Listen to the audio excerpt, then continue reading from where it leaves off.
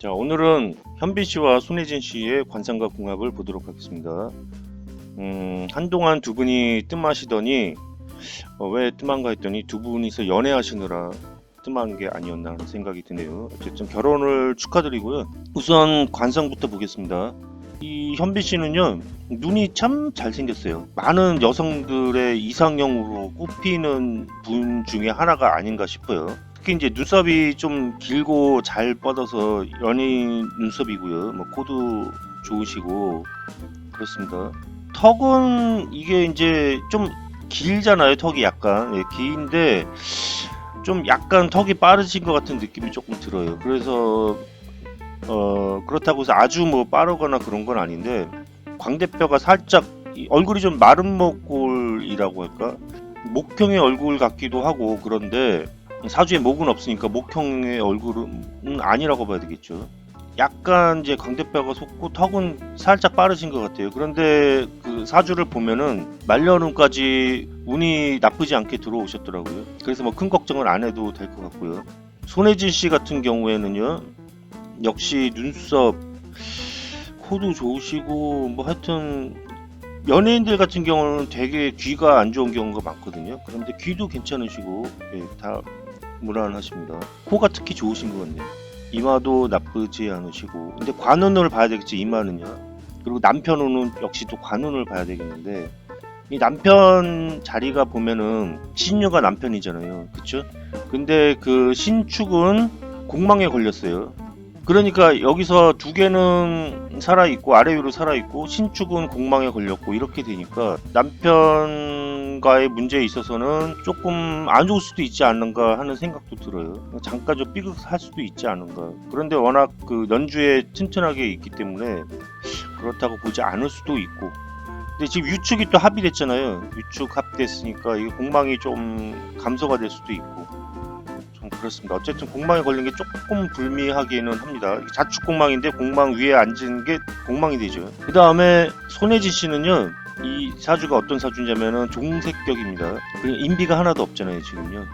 그리고 운도 계속 그 식재관으로 다 흘러가고 있어서 말년까지 무탈하신 사주가 되겠습니다. 좀 복 있는 사주를 타고났다고 보면 되겠습니다. 그 현빈 씨 같은 경우에는 센 사주예요. 그러니까 이 사주가 보통 연예인 사주가 큰 사주에 식상이 살아있는 사주가 많거든요. 그 식상은 자기 재능을 얘기하는 거기 때문에 연기, 노래, 뭐 코미디 이런 거 하다 보면 식상이 많이 필요하게 되겠죠. 그런데 이 사주는 센 사주에 식상이 옆에서 또 금생수해서 딱 받쳐주고 이렇기 때문에 상당히 끼가 많은 사주이기도 합니다. 그러니까 능력이 출중한 사주고 괜찮은 사주죠. 그런데 문제는 요게 그 식상이 공망에 걸렸어요.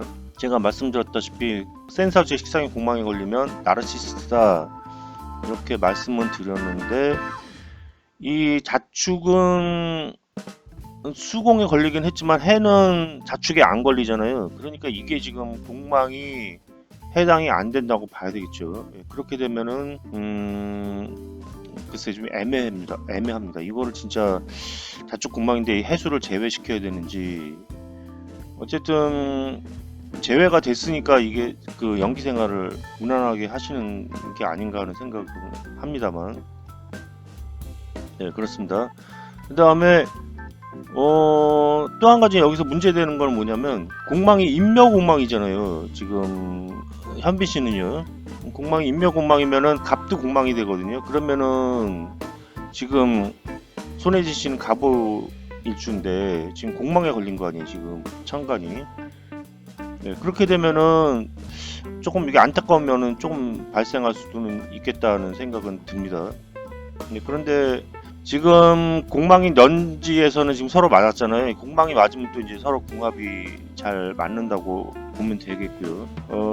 그 다음에 이 갑과 신의 관계는 뭐 그렇게 좋은 관계는 아니라고 볼 수가 있어요. 그러니까 왜냐면은 이제 갑이 이제 큰 나무인데 신은 이제 면도칼이나 이제 작은 이제 도끼 같은 거를 의미하기 때문에 갑과는 경금하고의 궁합이 좀 맞다고 하죠. 근데 갑은 이제 신이 면도칼이기 때문에 이걸 제대로 찍지를 못한다 이거죠. 예, 그래서 좀 깔짝깔짝 된다. 이렇게 풀이를 하고 있어요. 보통 사주에서는요. 간목은 경금이 있으면 이렇게 좀 시원하게 탁 찍어가지고 그게 그 극하는 게 그 관성의 역할이잖아요.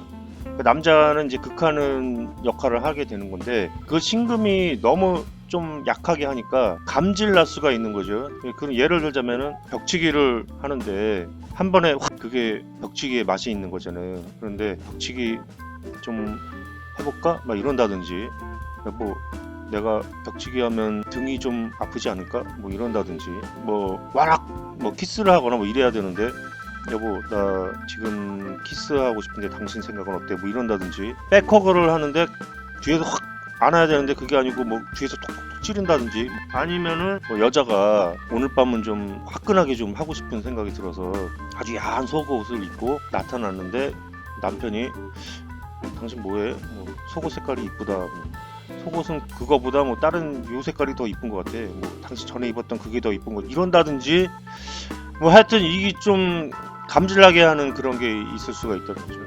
네, 그런 점이 조금 몇 가지 문제점은 있는데 그런 정도는 다 걸립니다. 이 사주가 워낙 그 복잡하고 다양하기 때문에 완벽한 사주는 있을 수 없고 전반적으로 볼 때 이 사주는 서로 궁합은 이 정도면은 괜찮은 궁합이다.